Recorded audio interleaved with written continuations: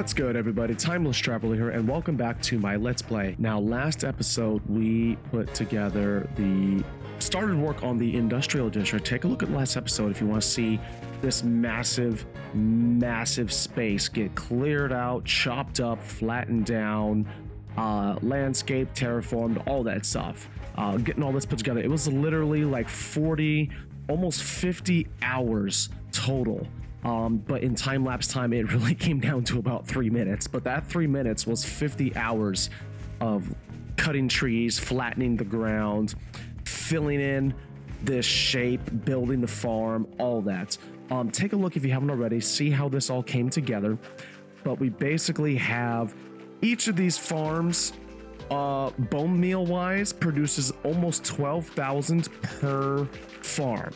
So that gives us about almost 12 times 6, 72,000 bone meal per hour. If we flip it into moss mode, it's about 120,000 moss, carpets, azalea seeds, all that bit. So multiply that, then we got 720,000 bits of green. And we still don't have storage big enough for all of it. But we are sitting on about 36,600 sugarcane per hour per farm. So you do the math. That's 36 times 4. It's like 144,000 sugarcane per hour. So that's also another reason why we needed to expand the storage. This is just lovely. I love something about water streams. I don't know what it is. Let me know down below. How do you feel about water streams? I just love the look of them. I love the look. I love watching all the items go from point A to point B via water stream. I don't know what it is. I think it's great. But the sugarcane was very, very important because, well, I love rockets and I literally have rockets to waste. I could throw away these 2 stacks right now and I would not care. Let me show you just how much rocket power that we have right now. So here we are back in the pit, and as you know, we have a bunch of gunpowder. I haven't filled up those chests. It's been a while since I've been at the gunpowder farm. We could probably need to pay a visit there again soon. But look at the rockets. So this is just one double chest, and I went a little overboard. I started filling up shulker boxes full of rockets. So this will probably last maybe a couple weeks. Yeah, I know I have a problem. I love rockets, but now I have the means to produce the ingredients for both ingredients for the rockets. I got a gunpowder farm and I have a sugarcane farm, so I really don't have to worry here. I'm just gonna throw away some of these rockets just for the fun of it now. But we've got big plans for today, everybody. As you saw from the title, if anybody follows Silent Whisperer, you know that this project is not for the faint of heart.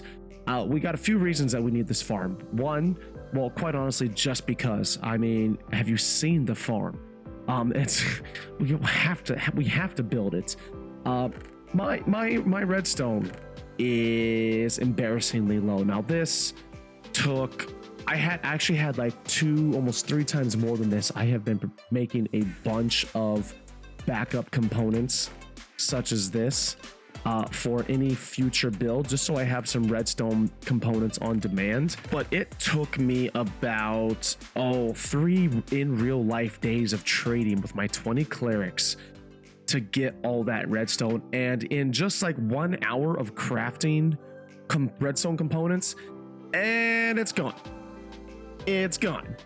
So I need redstone. I need lots of redstone apparently. And I also, while we do have a very beautiful gas-powered gunpowder farm, it doesn't hurt to just have another source of a gunpowder farm, because why not? I also need emeralds, because of course I can't do any trading and get golden carrots or anything like that, and lapis and other quartz blocks and other building blocks without high quantities of emerald. We can't have a massive trading haul if we don't have high quantities of emerald. So there's only one farm, and also I could use some saddles. Not in the amount that this farm will produce, but I still need some saddles. So for anyone that has seen Silent Whisperer's video, it came out about I think almost a month ago, as of today, it's August 5th of recording this. He put together, he made a tutorial for a farm, for an emerald farm. And it is 24, where am I? Yeah, we're in a sticky situation here, everybody. He made a tutorial for stacking 24 villages in a single raid/emerald farm. We're gonna do exactly that today. There's also another issue. I want colored wool to kind of help color code my redstone, and also it's going to make the emerald farm look a little better when it comes to organizing our villages. So I also need a wool farm. Well, also the emerald farm needs I think 31 tridents, which I currently have 1.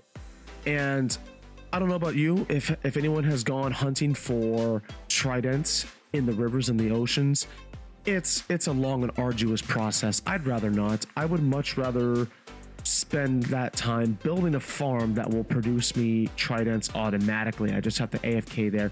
So we're going to build a trident farm, just single dimension in the overworld only. It's slightly lower rates, but I'm not worried. You know, the amount of tridents that it's going to give me in an hour's time, I just AFK there while I'm at work. It's going to be enough. I'll never need that many more tridents again until we build a guardian farm. So that'll work. We got 2 farms to put together before we build the emerald farm. Technically 3, because, well, the emerald farm requires a bunch of villages, so we need to make a village breeder. And you know, it's a process. We're going to be at this for a while. I don't honestly know how long this is going to take, doing all of this stuff. This episode might take a while before you see it.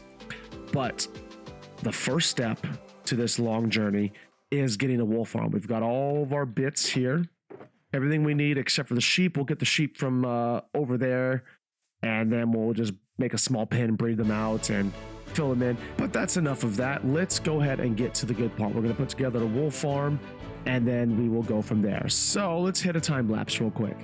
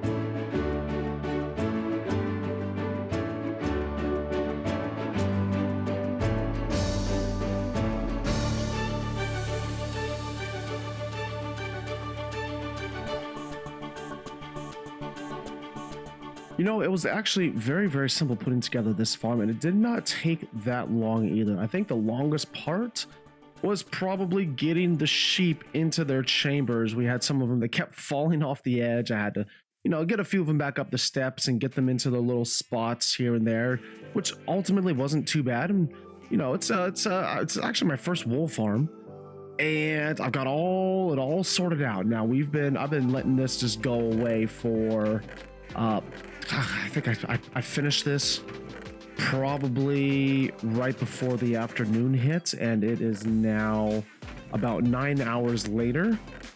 That's not too bad. That's not too bad at all, I think. I mean, I don't know what I'm gonna do with all this wool to begin with, but, you know, just every now and then, just stay here, let the wool gather up. Now, after about 10 hours, the shears also have not taken too much damage, so I could easily let this run for probably a total of 3-4 in real life days, give or take a few hours. I think just eyeballing it, and before the shears have to be replaced. And look at this is beautiful. This is just a constant stream of wool. This is another reason why I love water channels and bubble vaders, is because you get to see things like this. I just love it. So wool farm, check. Now we just need a trident farm. So we've got an ocean, I think, off in this distance over here, off to the what is that, the negative Z, off to the north. Is that the north? Yeah, that's the north. Up to the north, I think, is the closest ocean that way, or the northeast. We're gonna go build a drowned farm, harvest the tridents, and then we will have all the resources that we need to put together the emerald farm. So we got ourselves another time lapse. I'm going to meet you at the ocean and we will get started on the trident farm.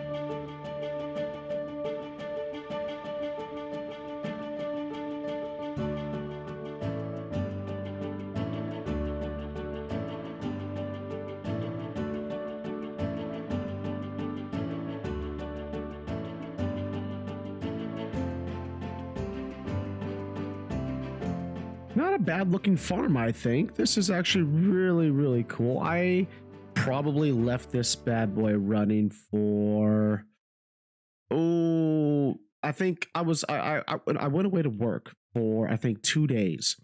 It wasn't a full like 48 hours of this thing running, but it was during my 2 work days, so probably about 16ish hours. We're not that far from the industrial district either, so we got a nice view of this place. So if I ever come over here again, I probably won't need to, but if I ever do, I'll have a lovely view of this place as it slowly develops. Now, I said I probably won't ever come over here again to that farm because, well, let's take a look at the loot that we got here. So in this one, we have ourselves a bunch of drowned heads. I got some copper ingots and nautilus shells, and there is definitely more of this up there. This is just, I don't need this many nautilus shells, so I just grabbed some. Same with the drowned heads. I don't think I'm gonna ever need to decorate with that many heads, but the copper ingots are great to have. We got a full shulker of those, and then the rest of these are just tridents. Like, some of them are at full health. I didn't know you could get a full health trident from the mobs. I'm used to just getting those really low tier ones, like these ones that have like 1 to 2 hits on them, like these ones.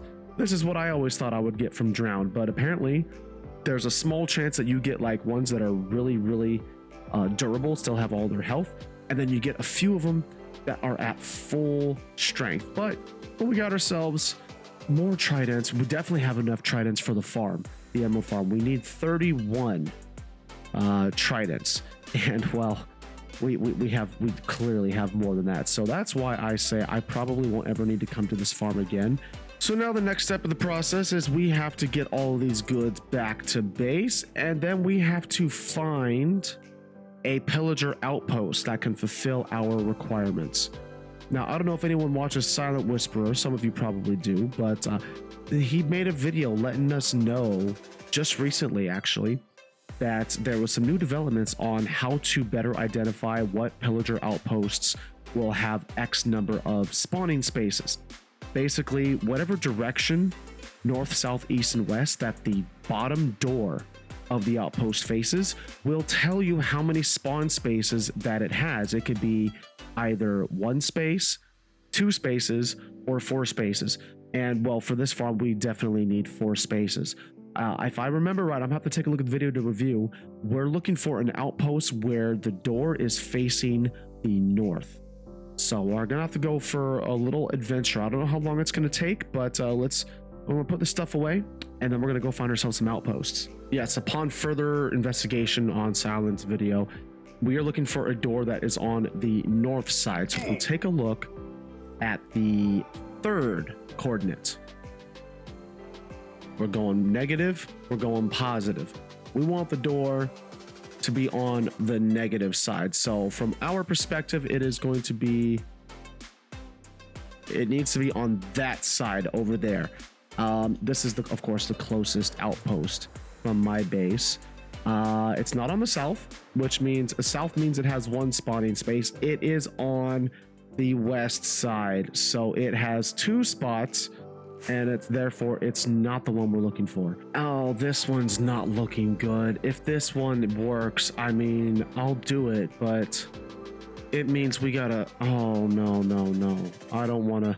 I think you said there's no spawn proofing required, but look, there's a village right here, so we could set up a village breeder, no problem.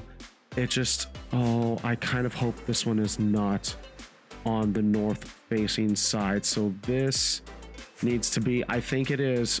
So we're currently on the north side right now because we're heading south. Oh, wow. I can't even see a door. Well, you know, oh, I think that was the door. Okay, that's kind of a relief. This one is on the west side, so it has 2 spots. Also not a valid one. Okay, that's kind of cool. I wonder if they have some allays held capture. No allays, but wow, they are really mad. Okay, well, let's get out of here. Let's go find the next one. We're closing in on the position, just past the village, so making a breeder and sending them over here won't be too difficult. We are currently heading south, and so the door should be right in front of us if it's on the north side, and there is no door. That is, oh, I don't know how long this is going to take. This is going to be terrible for my save file. The door is right there. Yes, that's either the door or that's the window. I'm just going to take care of these gentlemen real quick. That is not the door. That's not the door. Hello there, sir. That is the door. So it is on the west axis. Okay, well, let's get out of here. Another outpost here in the desert. This looks a lot nicer than the last one we went to. But the outpost right over here, we are currently, I think I saw the door. I think, is that a door or is that a window? We are currently heading south, so it should be right in front. Yes, yes. Oh, happy days, team. We found our outpost. Now let's just take care of the locals. Excuse me, this is our place now. Thank you. We have the north facing outpost, everybody, which means we have 4 spawnable spots. Let's make sure this is south. This is on the north side. Yep. So we are going to have to do a little bit of spawn spot identifying. We're going to level this down, get everything prepared, build up the farm, take the village that's over there, make a bunch of villagers, and then start the long, arduous process of bringing villagers over and stacking 24 villages onto this raid farm. So we got ourselves one more final time lapse, everybody. Let's get it together.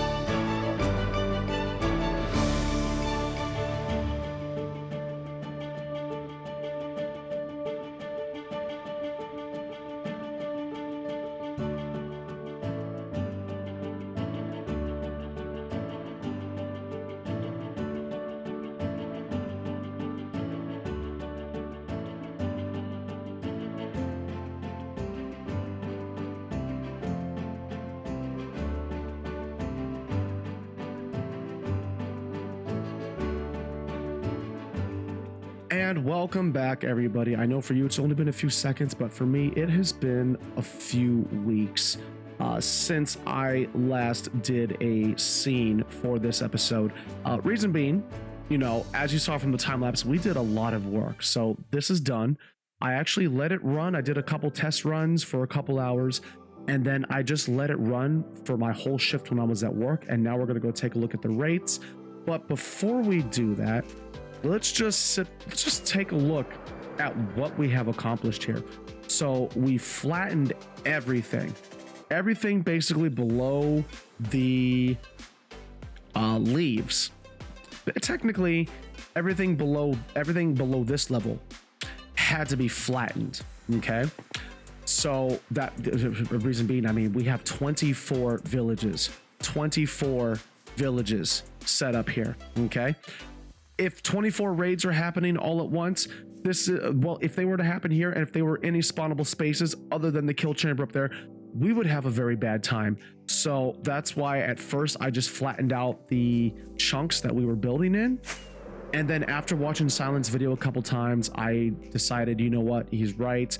If he says flatten this area, I'm gonna flatten it, because I don't want 24 raids coming after me. So before we wrap things up, we actually have one more long overdue bit of unfinished business, and in order to get this business taken care of, we're gonna have to go get some more resources. And luckily enough, because we put together the wool farm, we actually have everything that we need. No gathering, no grinding, nothing. All we have to do, oh wow, let things load up first. That's what we have to do. All we have to do is come over here. Now there's actually no more shears, I think, in most of these, so we have all that we need. We have a bunch of wool everywhere, completely filled. Some of these are almost maxed out. It's incredible just how much a full dispenser of shears can do with this farm. And as we head on over to the place of building, this very special subscriber that I am referring to is Omi. So about 10 months ago, it's been a very long time. I hope you're still watching my videos so you can see this happening. I made a promise to you that once my channel hit 600 subscribers, I would build a statue of you. I asked you to email me dimensions of your character's skin, and you of course delivered, and I have been holding on to that file. I have had those pictures saved this entire time, and I have been waiting for the right opportunity to have all the resources and all the colors that I would need to build a full-on statue. So that is exactly what we are about to do.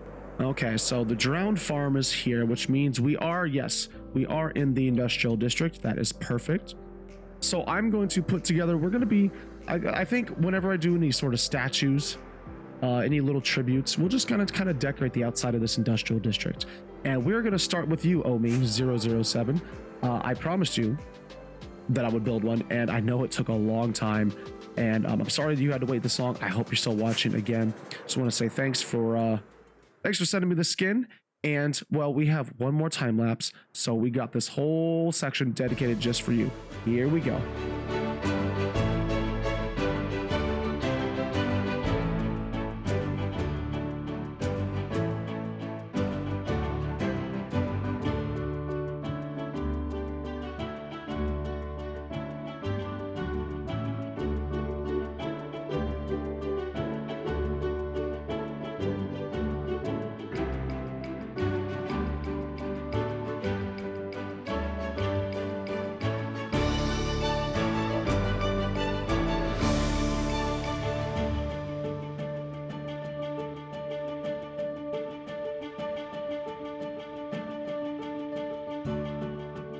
And protecting our sugarcane farm, and of course overlooking our amazing bone meal / moss farm, is the statue, a tribute to Omi007. Now, of course, because we're using wool blocks, there's going to be a slight difference in the detail of the character's skin. But I think, you know, if you saw this, if you're watching this video right now and you see this, you can tell that it is very clearly a statue of you in your likeness. But we have a new friend as a member of the industrial district, as well as a little tribute to one of my longtime subscribers. So over time we might start adding in some more subscriber skins. If you're interested, just let me know, and then, you know, when I reach certain subscriber counts, I might just start adding more and more of you into this beautiful layout that is the industrial district. But that's going to be all the time that we have for today, everybody. Thank you again so much for watching. I am Timeless Traveler, and this was my Let's Play. Let me know what you think of the statue and Omi007. If you are still watching my channel, you are a long-time subscriber of mine. I am glad that you are sticking around. Thank you for watching my stuff. I hope that you enjoyed seeing this statue and you're happy with how it turned out. And of course, let me know what everybody thinks about this powerful emerald farm. I mean, just look at it. It is a wonder. I mean, we have 24 villages stacked in here. We got lots and lots of loot. So here's what I did in between scenes, actually. These are all emeralds. All of them. There's emeralds all over, except for these two chests. Can you guess what's in here? We have emerald blocks. Okay. Emeralds. Emeralds. I've been running this farm a little bit longer now. Yeah. We never have to worry about running out of emeralds. It's the other resources that I'm having a little issue with. We only have like one shulker box of redstone, but you know, I'll work with that in between episodes. But anyway, I appreciate all of you for watching. Thank you all so much. You all take care. Have an amazing day, and I will see you in the next episode.